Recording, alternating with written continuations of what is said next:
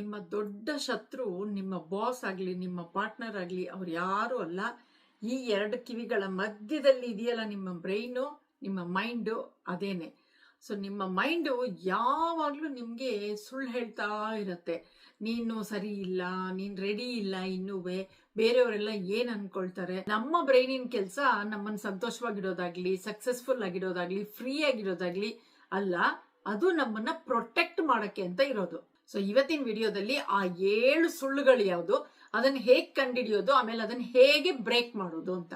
First ಸುಳ್ಳು ಯಾವಾಗ್ಲೂ ಏನ್ ಗೊತ್ತಾ, ನಮ್ ಬ್ರೈನ್ ಹೇಳೋದು, ಎಲ್ಲರೂ ನಿನ್ನಲ್ಲಿರೋ ಕೊರತೆಗಳನ್ನ ನೋಡ್ತಾ ಇದ್ದಾರೆ, ನಿನ್ನನ್ನ ಜಡ್ಜ್ ಮಾಡ್ತಾ ಇದ್ದಾರೆ ಅಂತ. ಇದು ತುಂಬಾ ಜನಕ್ಕೆ ಆಗುವಂಥದ್ದು. ಈವನ್ ನನಗೂ ಕೂಡ ಆಗ್ತಾ ಇತ್ತಿದ್ದು. ಇದನ್ನ ಸೈಕಾಲಜಿಸ್ಟ್ ಎಲ್ಲಾನು ಸ್ಪಾಟ್ ಲೈಟ್ ಎಫೆಕ್ಟ್ ಅಂತ ಕರೀತಾರೆ. ಯಾವಾಗಾರು ನಿಮಗೆ ಯಾವ್ದಾದ್ರು ಒಂದು ಫಂಕ್ಷನ್ಗೆ ಹೋಗಿದ್ದೀರಾ ಅಥವಾ ಒಂದು ಸೋಷಿಯಲ್ ಮೀಡಿಯಾದಲ್ಲಿ ಏನಾದ್ರು ಪೋಸ್ಟ್ ಮಾಡಿದ್ದೀರಾ, ಅವಾಗ ಇಡೀ ದಿನ ನಿಮ್ಗೆ ಚಿಂತೆ ಆಗ್ತಾ ಇರುತ್ತೆ. ಅಯ್ಯೋ ಎಲ್ಲರೂ ಏನ್ ಅನ್ಕೊಳ್ತಾ ಇರ್ಬೋದು, ನನ್ ಬಗ್ಗೆನೆ ಥಿಂಕ್ ಮಾಡ್ತಾ ಇರ್ತಾರೆ, ಅಯ್ಯೋ ಇವ್ರೇನು ಚೆನ್ನಾಗೇ ಮಾಡಿಲ್ಲ ಅಂತ ಹೇಳ್ತಾ ಇರ್ತಾರೆ, ಓ ನನ್ ಚೆನ್ನಾಗೇ ಕಾಣ್ತಾ ಇಲ್ಲ ಅಂತ ಹೇಳ್ತಾ ಇರ್ತಾರೆ ಅಂತ ಅನ್ಕೊಂಡು. ಸೊ ಈ ತರದೆಲ್ಲ ತುಂಬಾ ನಿಮ್ ತಲೆಯಲ್ಲಿ ಓಡ್ತಾ ಇರುತ್ತೆ. ನಿಜ ಹೇಳ್ಬೇಕಂತಂದ್ರೆ ಯಾರಿಗೂ ಪುರ್ಸೊತ್ತೇ ಇರಲ್ಲ ಇನ್ನೊಬ್ರ ಬಗ್ಗೆ ಥಿಂಕ್ ಮಾಡೋದಿಕ್ಕೆ. ಬ್ರೈನ್ ಹೇಳ್ತಾ ಇರೋ ಸುಳ್ಳನ್ನು ಹೇಗ್ ಸ್ಟಾಪ್ ಮಾಡೋದು. ನಿಮಗೇನಾದ್ರು ಈ ಸ್ಪಾಟ್ ಲೈಟ್ ತುಂಬಾ ಬಿಸಿ ಬಿಸಿ ಆಗ್ತಾ ಇದೆ ಅಂತ ಅನ್ಸಿದ್ರೆ ತಕ್ಷಣ ನಿಮ್ ಮೈಂಡ್ಗೆ ಕ್ವಶನ್ ಕೇಳಿ, ಏನ್ ಪ್ರೂಫ್ ಇದೆ ಇವಾಗ ಎಲ್ಲರೂ ನನ್ ಬಗ್ಗೆನೆ ಕೇರ್ ಮಾಡ್ತಾ ಇದಾರೆ, ನನ್ ಬಗ್ಗೆನೆ ಥಿಂಕ್ ಮಾಡ್ತಾ ಇದಾರೆ ಅಂತ ಅನ್ನಕ್ಕೆ. ನೆನ್ಪಿಟ್ಕೊಳ್ಳಿ, ಎಲ್ಲರೂ ಅವ್ರವ್ರ ಲೈಫ್ ಅಲ್ಲಿ ಬ್ಯುಸಿಯಾಗಿರ್ತಾರೆ, ಯಾರಿಗೂ ಇನ್ನೊಬ್ರ ಬಗ್ಗೆ ಥಿಂಕ್ ಮಾಡೋದಿಕ್ಕೆ ಟೈಮೇ ಇಲ್ಲ. ಎರಡನೇ ಸುಳ್ಳು, ಏನಾದ್ರೂ ಸರಿ ಹೋಗದೆ ಹೋದ್ರೆ ನನ್ ಲೈಫೇ ಹಾಳಾಗೋಗ್ಬಿಡುತ್ತಲ್ಲಪ್ಪ ಅಂತ. ಏನಾದ್ರು ಒಂದ್ ಸಣ್ಣ ತಪ್ಪಾಗೋಗ್ಬಿಟ್ರು ನಿಮ್ ಮೈಂಡ್ ಹೇಳಕ್ ಶುರು ಮಾಡ್ಬಿಡತ್ತೆ, ಅಯ್ಯೋ ನಾನು ಡೆಡ್ ಲೈನ್ ನ ಮಿಸ್ ಮಾಡ್ಬಿಡ್ತೀನಿ, ನನ್ ಬಾಸ್ ನನ್ನ ಹೇಟ್ ಮಾಡಕ್ ಶುರು ಮಾಡ್ಬಿಡ್ತಾರೆ. ಒಂದ್ ಸಣ್ಣದೇನಾದ್ರು ಮಿಸ್ಟೇಕ್ ಆಗ್ಬಿಟ್ರು ಕೂಡ ಒಂದ್ ದೊಡ್ಡ ಹಾರರ್ ಮೂವಿ ತರ ನಿಮ್ ಬ್ರೈನ್ ಫುಲ್ಲು ಕ್ರಿಯೇಟ್ ಮಾಡಕ್ ಶುರು ಮಾಡ್ಬಿಡತ್ತೆ. ಯಾವಾಗ್ಲೂ ಅಷ್ಟೇ, ಬ್ರೈನು ಪಾಸಿಟಿವ್ ಆಗಿ ಥಿಂಕ್ ಮಾಡೋದಕ್ಕಿಂತ ಸೇಫ್ ಆಗಿರುವಂತ ನೆಗೆಟಿವ್ ನ ಥಿಂಕ್ ಮಾಡ್ಬಿಡುತ್ತೆ. ನೆಗೆಟಿವ್ ಆಯ್ತು ಅಂತಂದ್ರೆ ಯಾರಿಗೂ ಏನೋ ಆನ್ಸರೇಬಲ್ ಇರಲ್ಲ ಅಲ್ವಾ ನೀವು, ಅದಕ್ಕೋಸ್ಕರ. ಸೊ ಇದನ್ನ ಹೇಗೆ ಬಿಲೀವ್ ಮಾಡೋದು ನಿಲ್ಸೋದು ನಾವು.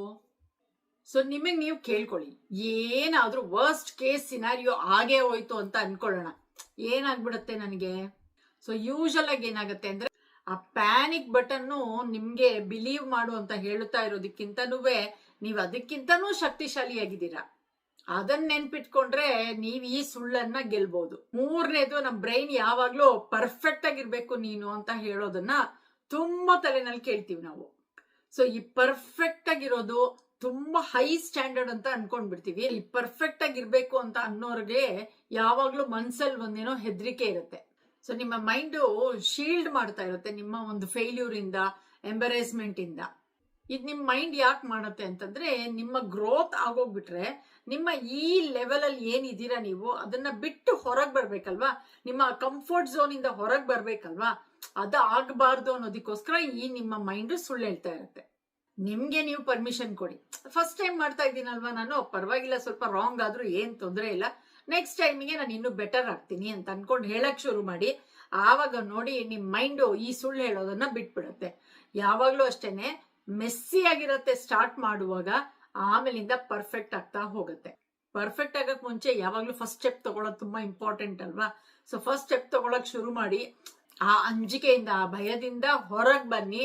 ಆಮೇಲೆ ನೋಡ್ತೀರಾ ಎಷ್ಟು ಆಪರ್ಚುನಿಟೀಸ್ ಗಳನ್ನ ನೀವು ಮಿಸ್ ಮಾಡ್ಕೊಳ್ತಾ ಇದ್ರಿ ಆ ಫಸ್ಟ್ ಸ್ಟೆಪ್ ತಗೊಳ್ದೆ ಹೋದ್ರೆ ಅಂತ.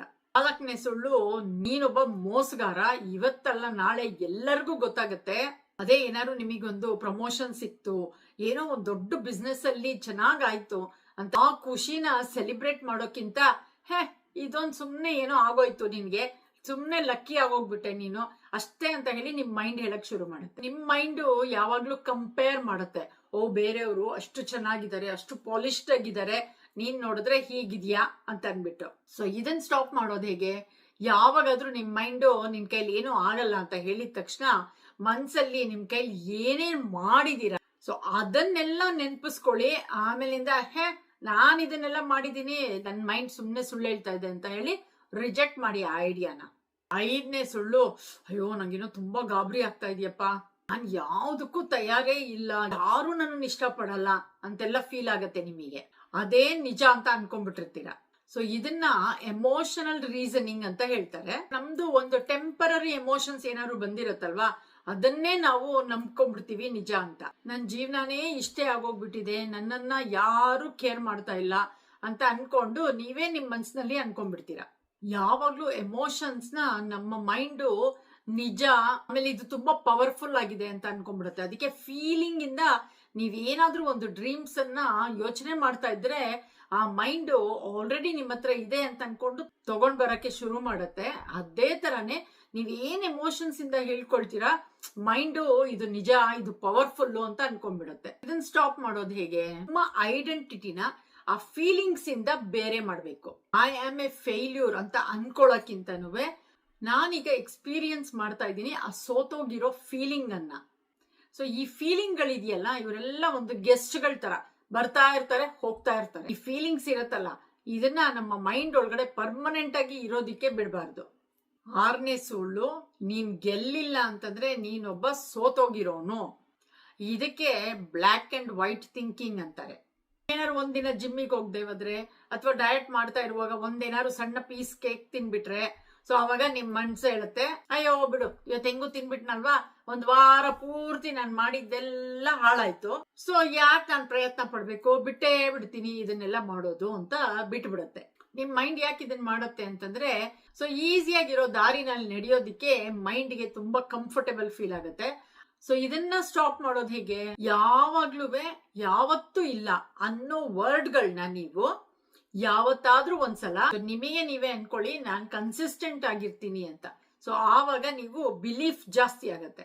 7ನೇ ಸುಳ್ಳು ತುಂಬಾ ಇಂಪಾರ್ಟೆಂಟ್ ಆಗಿರೋದು, ನೀನ್ ಯಾವಾಗ್ಲೂ ಇರೋದೇ ಹೀಗೆ, ಇನ್ನು ಮುಂದೆನೂ ಹೀಗೆ ಇರ್ತೀಯಾ ಅಂತ. ಇದೇನೆ ತುಂಬಾ ಅಲ್ಟಿಮೇಟ್ ಆಗಿರುವಂತ ಒಂದು ಟ್ರ್ಯಾಪ್. ಸೊ ಹಳೇ ಪ್ಯಾಟರ್ನ್ ಗಳು ಏನಿತ್ತು ನಿಮ್ಮ ಜೀವನದಲ್ಲಿ, ಅದೇನೆ ಒಂದು ಜೈಲ್ ತರ ಆಗೋಗ್ಬಿಡತ್ತೆ ನಿಮಗೆ.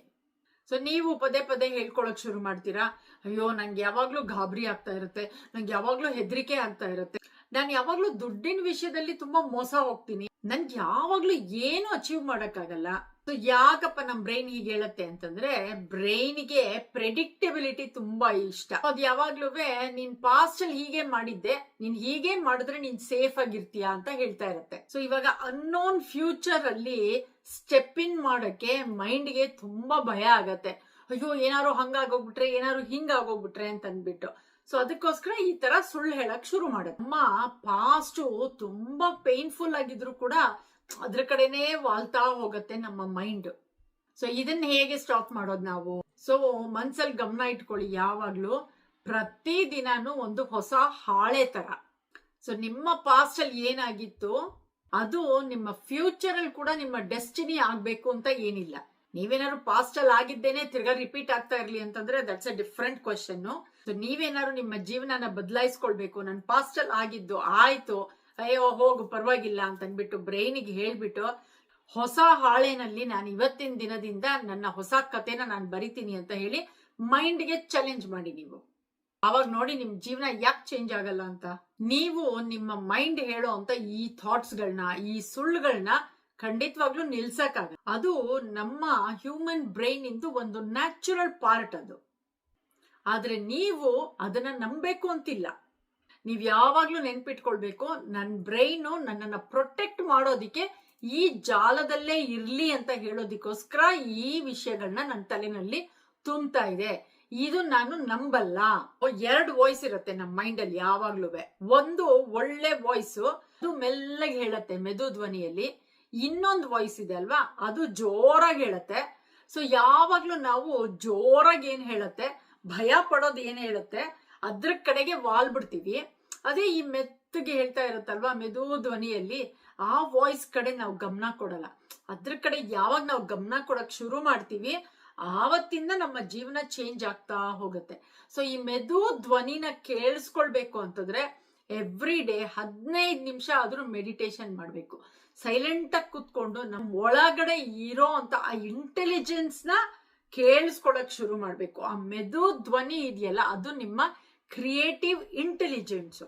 ಅದನ್ನ ಕೇಳಿಸ್ಕೊಳಕ್ ಶುರು ಮಾಡಿ, ಆಮೇಲೆ ನೋಡಿ ನಿಮ್ಮ ಜೀವನನ ಎಷ್ಟು ಬ್ಯೂಟಿಫುಲ್ ಆಗಿ ನೀವು ಚೇಂಜ್ ಮಾಡ್ಕೊಳಕ್ ಶುರು ಮಾಡ್ತೀರಾ. ನೆಕ್ಸ್ಟ್ ಟೈಮ್ ಏನಾದ್ರು ನಿಮ್ಗೆ ಆ ಜೋರಾಗಿರೋ ಅಂತ ವಾಯ್ಸ್ ಬಂದು ಅದೇ ಜಾಲದಲ್ಲಿ ನಿಮ್ಮನ್ನ ಸಿಕ್ಕಾಕ್ಸಕ್ ನೋಡುತ್ತಲ್ಲ, ಆವಾಗ ಇದು ರಿಯಲ್ ಆಗಿ ನಿಜನಾ ಅಂತ ನಿಮಗ್ ನೀವು ಕ್ವೆಶನ್ ಕೇಳ್ಕೊಳ್ಳಿ. ಆ ಕ್ವೆಶನ್ ಕೇಳಿದಾಗ ನಿಮಗ್ ಗೊತ್ತಾಗತ್ತೆ ನಿಮ್ ಮೈಂಡ್ ಸುಳ್ಳು ಹೇಳ್ತಾ ಇದೆ, ಅದನ್ನ ನೀವು ನಂಬಾರ್ದು ಅಂತ.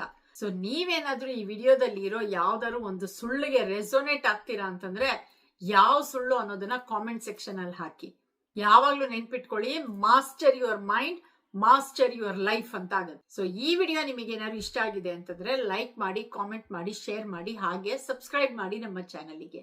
Thank you so very much for watching.